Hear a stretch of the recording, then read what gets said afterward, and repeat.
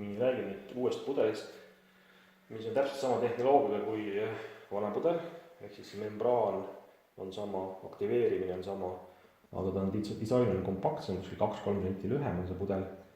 Siin on samamoodi on 5 minutit aktiveerimine, 7 minutit aktiveerimine. Mis on siin erinevalt, on natuke ilusamalt on see, et siin on nüüd taustavalgus põhjas, ka siis roheline või sinine, mida sellel eelmisel pudelil nagu ei olnud.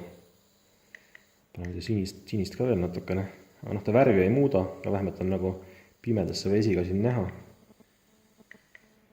Mis siin erinevat on jääkveepaak on selline keeratav, siin ei ole seda jääkvee näidikut nagu eelmisel, selle keerad lihtsalt otsast ära. Siin on samamoodi see lüliti, mis laseb gaasi siit välja. Ja pudel, see pudel on 200 ml, see läheb ka see suurem pudel otsa, täitsa samasugune on. Ja siis ma näitan, et see, siin on võib-olla see eelis siin on, et kui see 200 ml 7 minutit ära teha, siin on vähem vett, et siia sama koguse vesinikku, siis on nagu kangem vesiniku vesi.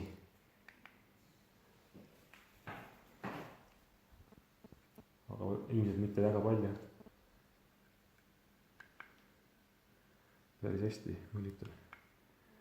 Nii, ja samamoodi on siia võimalik ka Heviani pudel otsa keerata.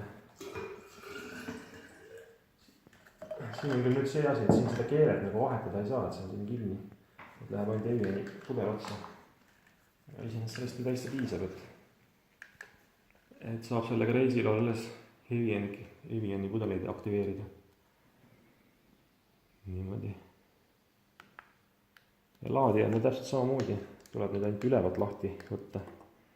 Nagu teistpidi see kummijublakas. Mul ei ole küüni siin.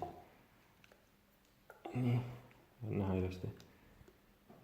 Ja seda tuleb siis samamoodi puhastada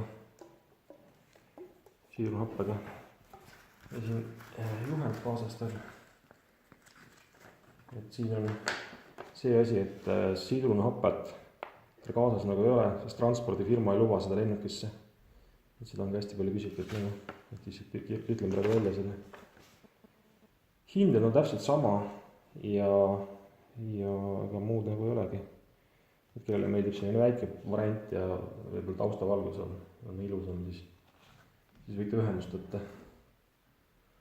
Aga ongi kõik sellest.